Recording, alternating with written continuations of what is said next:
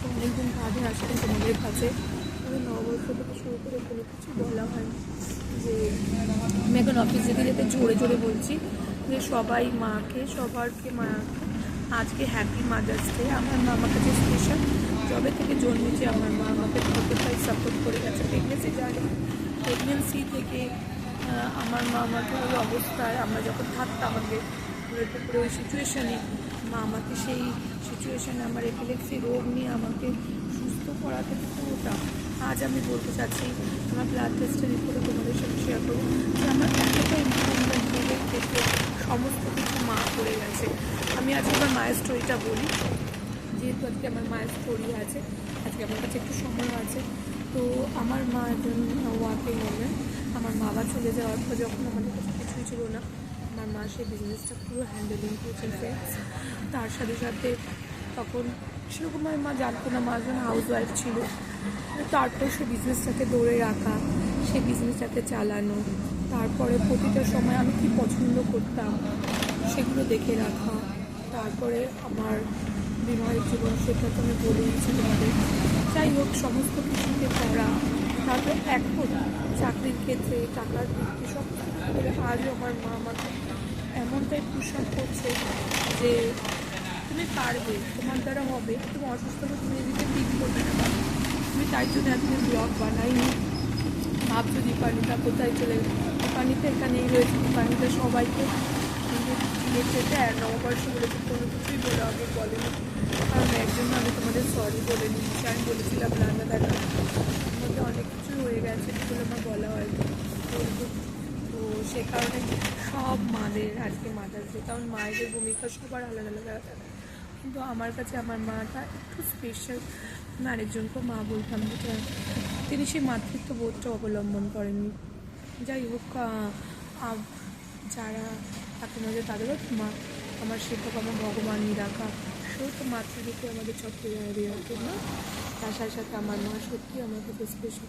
একটাই কারণ, আমার মা আমার কাছে এতটাই সাপোর্টিভ ছিল, যখন কেউ পাশে ছিল না, যখন রোগ নিয়েছিল না, তখনও আমার মা আমাকে সাপোর্ট করে গেছে।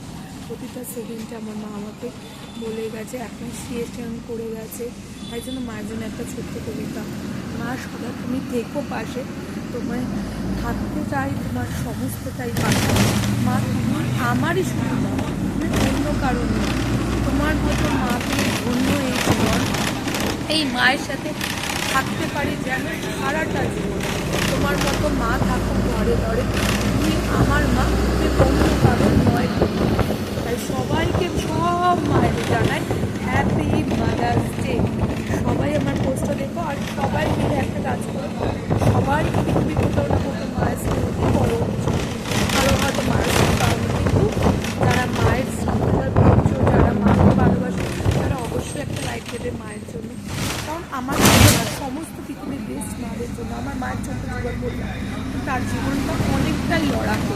সে লড়াকু থেকে জন্মেছে, ছোটোবেলা থেকে লড়াকু হয়ে জন্মেছে, কাজ করেছে, লড়াকু হয়েছে, সম্মান পায়নি, কিন্তু তবুও সে লড়ে যাচ্ছে। আজও জীবনে অনেকটা কাজ করে যাচ্ছে। তাই আজকে বাসে বসতে বসতে ভাবলাম মার সম্বন্ধে আজকে মানুষদের কিছু বলা যাক, তাই আমি বললাম। তোমরা যদি পারো আমার মায়ের জন্য একটা লাইক করে, আমার মায়ের জন্য সবার দেখবে। আজ আমার মা স্ট্রাগলিং করছে, এখন 60 ইয়ার্স ওল্ড হয়ে গেছে, তবুও সে লড়ে যাচ্ছে। তাই সেই জন্য আমি বললাম মাকে ব্লেসিং দেওয়ার জন্য সবার কাছ থেকে একটা লাইক আশা করি, ঠিক আছে? তোমরা যদি পারো একটা লাইক, খুব খুশি হব, কারণ আমি অনেকটা দূর। আর আমি একটা গুড নিউজও তোমাদেরকে চাই, যে আমার যে প্রবলেমটা ছিল, যেটা এপিলেক্সির কথা আগে একটু বলছিলাম, সেই এপিলেক্সিটা অনেকটাই আমার সিনিয়র থেকে সিভিয়ার থেকে সেটা আমার নিচে নেমে এসছে, একমাত্র শুধু মায়েরই কারণে। মা সবসময় ওষুধের সাথে সাথে মেডিসিন তো দরকার এপিলেক্সিতে, তার সাথে সাথে প্রতিটা সেকেন্ডে আমার মা আমাকে কাজ করবে না বলে ঘরে বসে থাকবে, সেরকমটা কিছু করে। প্রতিটা সেকেন্ডেই আমাকে বলেছে তুমি পারবে বা তোমার দ্বারা। তো সেই ক্ষেত্রে সেরকমভাবেও করেছে মা আমাকে সাপোর্ট। তাই আজকে মাদার্স ডে, তাই জন্য অবশ্যই আমি বলবো বন্ধুরা, সবাইকে জানাই সমস্ত মাদের হ্যাপি মাদার্স ডে। সবাইকে আমি বলবো, ঠিক আছে? সব মাই সমান। তো তাই জন্য মাকে সাথে সাথে বলতেই চাইবো মাদার্স ডে। আমার অফিস আছে, তাই জন্য স্পেশাল ডে আজকে অতীত আমাকে এক্সট্রা করতে হবে সত্যি, তাই জন্য আমি যাচ্ছি আজকে সানডেতে। এই যাবো দেখতে কিন্তু কর্মই করতে, আমার মাও যেমন আমাকে কর্ম করা শিখিয়েছে, আমি তো কর্মে বিশ্বাস করি। ঠিক আছে, আমি যদি কিছু ব্লগ মাঝখানে মিস করে থাকি বা বলতে থাকি কাজ মিস করি, আমি একটা কথা হয়তো বারবার বলে থাকি, আর তুমি চাই তোমরা তোমার বন্ধু হয়ে গেছে